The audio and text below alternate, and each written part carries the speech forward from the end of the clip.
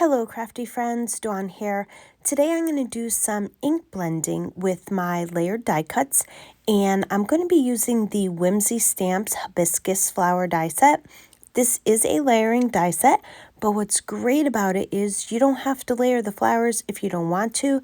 They look just as nice as a single layer. And I'm going to pair this up with the UR stamp set because I'm going to be giving this card to my daughter because I want to let her know how special she is. So let's get started. To save some time, I went ahead and die cut a bunch of flowers in different colors because I wasn't sure what I wanted to do yet for the flowers. And I die cut a bunch of the leaves out because I'm going to layer them. They tend to be a little on the fragile side and they'll bend easy if you're not careful. So I just want to make sure that they're protected. I also cut out a bunch of the white flowers so that I can layer the flowers that I'll be ink blending for the same reason. They can bend easy when you're running an ink blending brush over it, and I just want to make sure that these die cuts are really sturdy. I'm going to set these aside for now, and let's get started with the ink blending. The first thing I'm going to do is layer my flowers up. Now, when I first started putting together the flowers, I didn't realize they had to go a certain way. So make sure you have them lined up before you start to layer them. It just makes it a little easier that way. On the small flowers, there is one petal that is a little bit bigger than the other 4 petals. And it wasn't noticeable to me at first, but once I realized it, I was able to identify it pretty quickly. So I just wanted to share that little tip with you. I did decide to go ahead and add 2 layers of the white flowers to give the flowers a little bit more dimension. For this flower right here, they only fit together one way, so it was pretty easy to stack them up.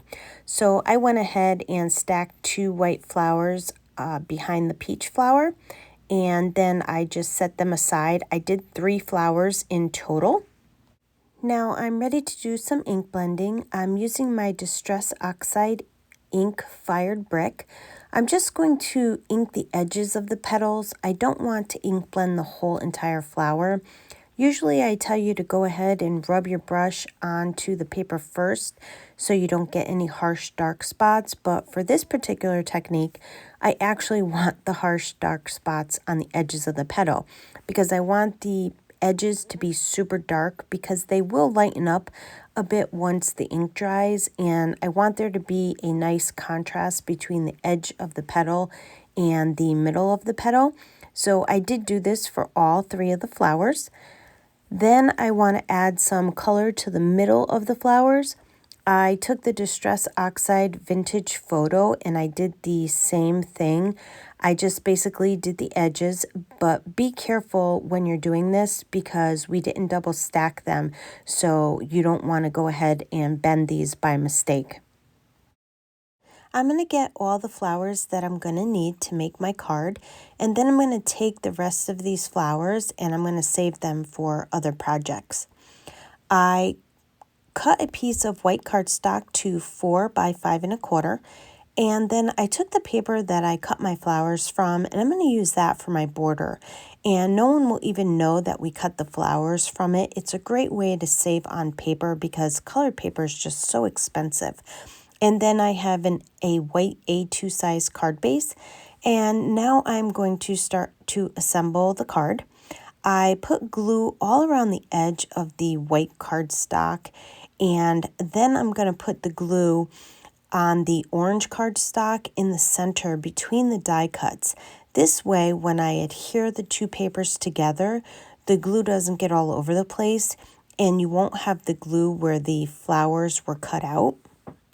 Next, I want to add some dimension to my card, so I'm using some red craft foam. You could use white foam or foam tape, but I have a bunch of colored craft foam I wanted to get rid of, and since the orange cardstock is so close in color with the red, I decided to use that.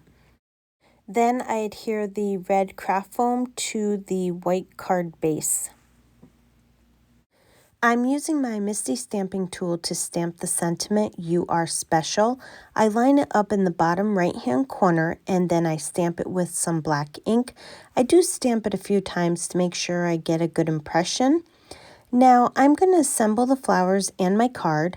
I layer the distressed flower on top of one of the peach flowers and then I turn it a little so it's kind of off center. I want the peach flower to show underneath it. And then I adhere the center of the flower on top of the distressed flower. And I'm going to just do this for all 3 of the flowers. I laid my leaves where I wanted them to go on my card front. And then I'm just going to arrange my flowers on top of the leaves. And I just am going to adhere everything in place. If you wanted to, you could use Glad Press and Seal to hold everything in place, and I've done that before, and then you just flip it over and you could put the glue right onto the back of all the pieces and then just flip it back over and put it in place. But I was lazy and I didn't want to get up and go get it, so I just picked everything up one at a time and I adhered it to the card front. Now that my card is all assembled, I'm going to use my favorite confetti from This Calls for Confetti. I'm so excited because I just got a new batch of confetti in and I'm using the Apricot pearls.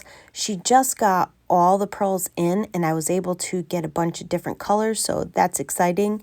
And I also got this new lift and release tool from there as well.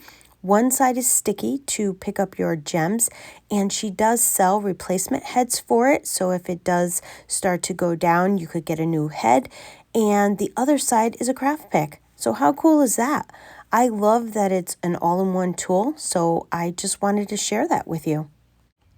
Anyway, I randomly put the pearls on the card, and I also put them in the middle of the flowers because I thought the middle of the flowers needed something. And I just adhere them with my glue and my new lift and release tool. I love the look of layered dies, and I think this card came out really nice, and I think my daughter's going to absolutely love it. And that's going to complete my card for today. I want to thank you for joining me on the Whimsy Stamps YouTube channel. I would love for you to leave a comment below and let me know what you think of the card.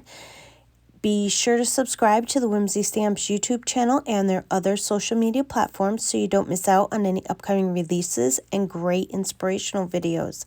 Also, check out their website for all their new releases. And as always, I want to thank you for spending your time with me and have yourself a wonderful day.